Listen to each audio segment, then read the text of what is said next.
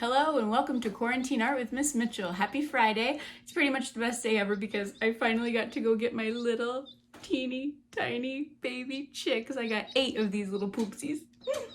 So you know we have to make some chicken art. Let me show you what we're gonna do. I thought we could make these little cutie pie chickens. My chicken and the background is all made out of paper, but then I added some detail with paint. If you don't have paint at home, that's all right. You can skip that step.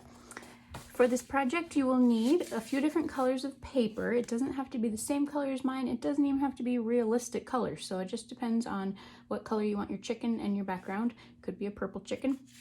And you'll also need a pencil, some scissors, some glue, and then if you want, some paint and a paintbrush. Again, it's up to you what color papers you want and how you want to arrange your chicken.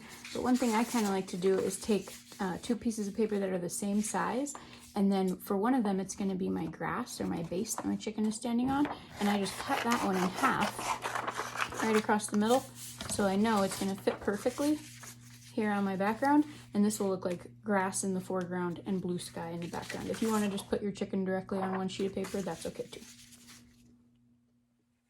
So I'll go ahead and glue this down so I can start drawing my chicken. I'll show you a simple way to draw your chicken. Line this up with the corners, give it a little back rub, and then I grabbed a white colored pencil so hopefully you can see my drawing on this black piece of paper. But the easiest way to draw your chicken is just to draw this kind of sideways and backwards S, and then connect one end to the other. Nice simple chick. It's okay that his face is flat because we're gonna add the beak in a different color. So you just need that general shape. Go ahead and cut that out, and then we'll add some details. Okay, I recommend not gluing this down yet. I'm gonna cut out all my parts and make sure they're just how I want them before I stick them onto my page. So next we need to make a few details to make it really look like a chicken. And chicken parts have the weirdest names. This thing on top of his head is called a comb, like you would brush your hair with. And this is called a wattle. I kind of want to call it a waffle, but it's called a wattle. And then I like to do a color around his eyeball too, just to make it stand out a little bit more. So those parts I'm going to do in red, but again, you can choose whatever color you want. And I'm going to hold up my chicken shape here, and I can just actually outline it with the comb like that, so I know it's going to be the perfect size. Same thing with the wattle. You can just draw it there and then trace the shape of your chicken's head and neck right here. Oh, look at that. You know exactly the shape that you need to cut out. So go ahead and cut these guys out, and then we'll give them a beak and some feet. Have you ever looked at a chicken's foot? It's insane. They're related to dinosaurs, so they look really scaly and reptile-y.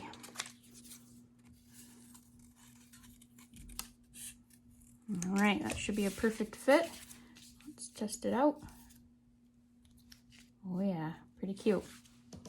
And then I'm gonna cut just kind of a little football shape out for the eyeball. Still not gluing anything yet. And then for the beak, just a little triangle. Bloop, bloop. And this doesn't have to fit perfectly because you can tuck it behind when you glue it down. Oh man, I like it. I'm gonna paint the eyeball on, but you could also cut out a circle for his eyeball. And then I'll show you a little trick for the feet that I like to do. I just draw, let's see how big I'm gonna want these. Maybe that tall. And I just draw a Y, and then I add one more fork in between the middle of my Y, and then I bubbleize it. Remember when we made bubbleized letters? I just go ahead and trace around it, kind of bubbleize it, and then have a perfecto chicken foot. And you can also just cut this one out and trace it, and then you have 2 perfecto chicken feet. All right, I think I have all the parts of my chicken ready, and then I like to draw a few eggs for my chicken. There's nothing more exciting than the first day your chicken lays an egg. It's the thrill of a lifetime. Alright, that looks like a good size for my eggies. Cut those out, and when you have all your parts, you're ready to arrange them on your page and glue everything down.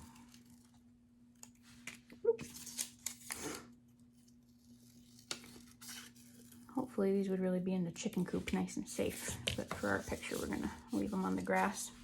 So then just attach all your little parts on your background using glue stick or a gooey glue, either one would work.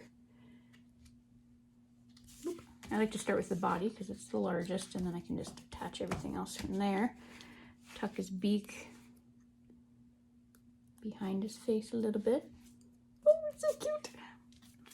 Attach the comb, even though he's not brushing his hair. She. And the waffles or waddles. Oh, I still gotta think of names for my little chickens. That's a favorite part too. There we go. Oh, I'm gonna make him kick in one of his legs. Hi-ya. Another foot.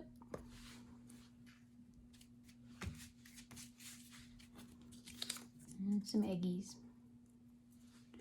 All right, and then if you choose to do the painting option,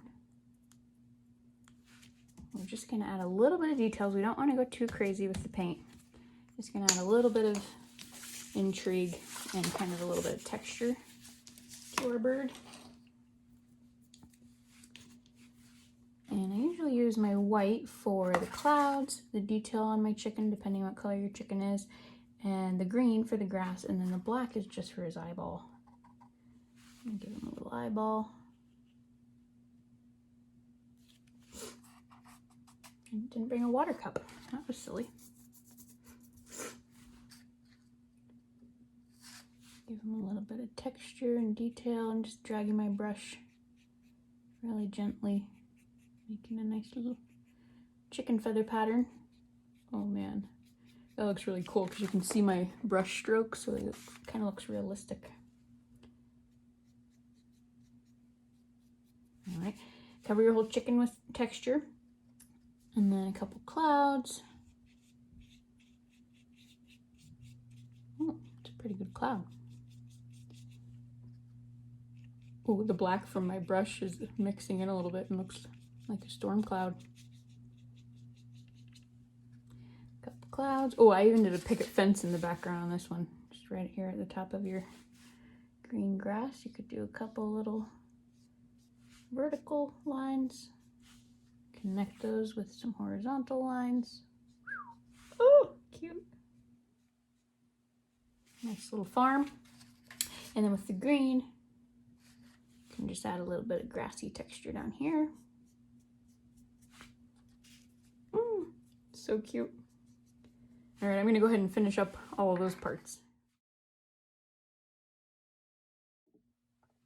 All right, she's almost done, but there's one more thing I want to add. I'm going to put a twinkle in her eye, and how I do that is I use the other end of my paintbrush and I dip it in my white paint and just do a little stamp right in her eyeball, straight down, bloop, and straight back up. Oh, is there anything cuter than a little chicken? Oh boy, I can't wait. I'm going to go and show it to my chickens.